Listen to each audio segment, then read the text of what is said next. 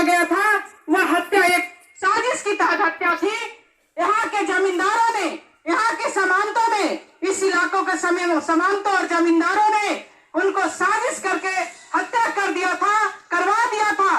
और वह चाहा था कि दलसिंह सराय इलाके से और जो केवटा के अंदर जो लाल झंडे का जो वर्चस्व बढ़ रहा था, उस समय का 2010 का विधानसभा चुनाव, साथी अजय जी यहाँ पर उपस्थित है, इन्होंने 2010 में विधानसभा चुनाव लड़े थे और 2010 के चुनाव में केवटा के अंदर सबसे ज्यादा वोट आया था अजय जी को। दलसिंह सराय के कई एक ऐसे पंचायत है जिनमें सीपीआईएम आगे बढ़त में थी। इस चीज को दलसिंह सराय के सामंतों को, यहाँ को जमींदारों को यह सहन नहीं हुआ।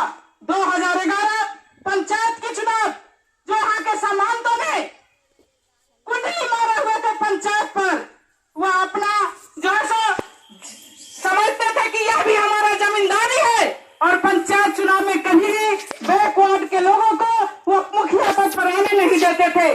साथ ही सुरेंद्र यादव और लाल झंडे का देन था, जिसके चलते जब लड़ते लड़ते 2011 में 2001 से लड़ाई शुरू हुई थी। हमें याद है, मैं उस समय घर से नहीं बाहर निकलती थी, लेकिन जब सुरेंद्र यादव चुनाव 2001 में लड़े थे पंचायत का और यहाँ के जमींदार दीपक कुमार चौधरी थे, मर गए। आज उनके साहब मरने के दिन पर कोई एक गिलास पानी तक उझलने वाला नहीं है, लेकिन आज सुरेंद्र यादव के नाम पर, उनके शहादत पर आग पसार के देखे यहाँ के जमींदार और सामान। आज भी लोग इनके शहादत स्थल पर, इनके स्मारक पर आज भी लोग फूल और माला चढ़ाने के लिए तैयार है। साथियों, दीपक कुमार चौधरी मर गया, सुरेंद्र यादव जब चुनाव में खड़े हुए थे तो यहाँ के हमारे गांव के ही लोग जो उनके चमचे वलचे हैं, आज भी वह पनप गए हैं। वह कहते थे, सुरेंद्र जी आप चुनाव में नाम नॉमिनेशन कराए हैं, नाम वापस ले लीजिए, नहीं तो दीपक कुमार चौधरी आपको छाप देगा साँझ होते होते। सुरेंद्र यादव कहे थे, मैं भी उनको शाम होते होते छाप देंगे। और साथियों, हमारे साथी ने चर्चा किए, दीपक कुमार चौधरी को पता चल गया 2001 में कि अगर दलसिंह सराय के अंदर जिंदा अगर है कोई, तो गरीब मजदूर किसान का बेटा केवटा के अंदर जन्मे हुए सुरेंद्र प्रसाद यादव है। और उन्होंने उन्हें चटाई पर मुझसे टोली में बैठवाने का काम किए थे और वह वहां से चुनाव जीता। साथियों, 2001 के बाद दलसिंह सराय की जो कम्युनिस्ट पार्टी थी, उन्होंने आंदोलन में विकास किया, आंदोलन करते करते 2011 में केवटा के पंचायत सीट पर मुखिया पद पर कब्जा किया।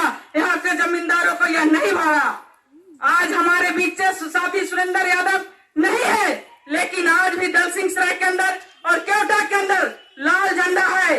आज का जो परिस्थिति है, जो सुरेंद्र यादव के साथ परिस्थिति, जहां पर वह है, जिस इलाके में है उनका घर, जिस समय उनके साथ लोगों ने उनके साथ क्या करते थे, जो उनका बचपन था, उनके जिस समय में पिताजी थे, माँ भी है बूढ़ी माँ, जो उनके साथ स्थिति गुजरा करता था उस समय, वह आज भी यहाँ के लोगों ने समानतों के साथ बैठ के, समानतों के साथ विचार करके आज भी वह परेशान करने का काम करते हैं।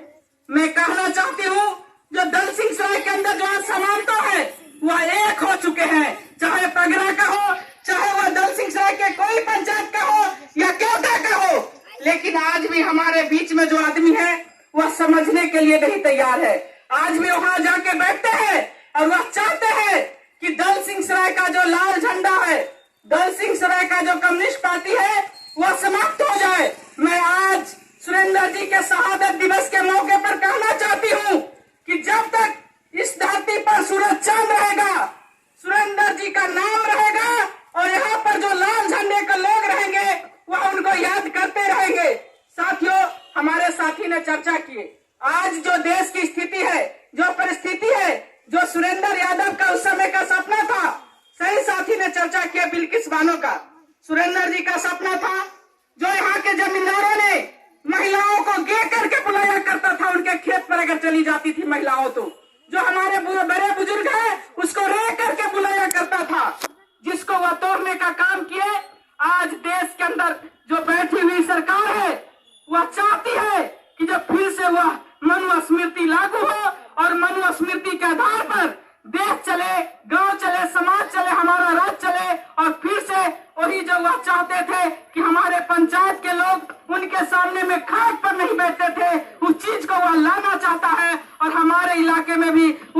वो बढ़ाना चाहता है।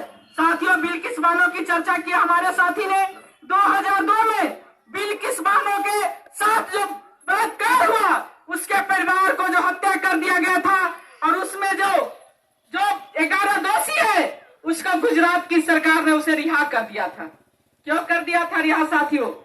पिछले बार मई में 2022 में मई में उसको रिहा किया। क्यों रिहा किया? जो ये ब्राह्मण है, अच्छे ब्राह्मण है, पूजा करते हैं, भगवान को मानते हैं, इसलिए उसको रिहा कर दिया। लेकिन आज मैं देश की सुप्रीम कोर्ट को सलाम करती हूँ कि जो हमारे संगठन की, हमारी पार्टी की महिला है कांग्रेस सुहासिनी अली, उन्होंने इसके लिए सुप्रीम कोर्ट में याचिका दायर की, और वह केस आज सुप्रीम कोर्ट उसको लागू किया। और उस जो 11 जो दोषियों है, उसको उन्होंने सुप्रीम कोर्ट ने कहा है 2 सप्ताह के अंदर उसे जेल के अंदर बंद होना चाहिए। साथियों, मैं कहना चाहती हूँ, जो यह राम मंदिर के नाम पर जो ये ढिढोरा पीट रहे हैं, 22 जनवरी को दीपावली मनाएंगे और गीत क्या गाते हैं, झोपड़ी का उद्धार होगा। मैं पूछना चाहती हूँ, आप 10 साल से राज कर रहे हैं नरेंद्र मोदी जी, कहाँ झोपड़ी का उद्धार हुआ? कहाँ जिनका झोपड़ी था उसका बिल्डिंग बन गया? जो माताएं बहनें भटक रही थी, जो गरीब गुरबा बच्चा सही से पढ़ नहीं रहा था, आज जो हमारे नौजवान बेरोजगार भटक रहे हैं, कहाँ उनको रोजगार मिल गया? ये होने वाला नहीं है, ये इनका ढकोसला है। मैं आग्रह करना चाहती हूँ, आप लोगों से कहना चाहती हूँ, जो हमारा संगठन है उस संगठन को बनाने में आप मदद करें। मैं किसान भाइयों से आग्रह करना चाहती हूँ कि किसानों का संगठन जरूर बनावे। हमारे जो नौजवान है यहाँ पर, मैं उनसे भी आग्रह करना चाहती हूँ कि नौजवान आप जरूर संगठन बनाइए। हमारा जो यह इलाका है और दल सिंह सराय का जो भी शुरू हुआ है रिवाज, यह नौजवानों के ऊपर खतरा होने वाला है। इसलिए मैं नौजवानों से आग्रह करती हूँ कि आप संगठन जरूर बनाइए, और संगठन के बदौलत ही हम इस चीज को लड़ सकते हैं। और जो सुरेंद्र यादव जी का सपना था, उस सपना को हम पूरा कर सकते हैं। अगर हम इस चीज को नहीं कर पाएंगे तो हमारी यह हार होगी। इसलिए हमें संगठन की मजबूत करने की जरूरत है, और हमें इस केवटा के अंदर जो जमींदारों और जमींदार के साथ मिलकर के अभी भी जो लोग चाहते हैं इस चीज को खत्म करना, उसको मैं खत्म नहीं करने दूंगी। आप लोगों की सहयोग से, आप लोगों की मदद की जरूरत है, और हमें संगठित होने की भी जरूरत है। हम अपनी लड़ाई को आगे रखेंगे, और सुरेंद्र जी का जो सपना था, जो भूमिहीनों को जमीन मिले, जो हमारे यहाँ के गरीब है, गुरबा है, जो वंचित है, जो पिछड़े हुए हैं, उनकी आवाज आगे तक पहुंचे, उसे पहुंचाने का हम काम करेंगे। अगर हम इस काम को करते हैं तो वही उनके लिए सच्ची श्रद्धांजलि होगी। इनकलाब जिंदाबाद।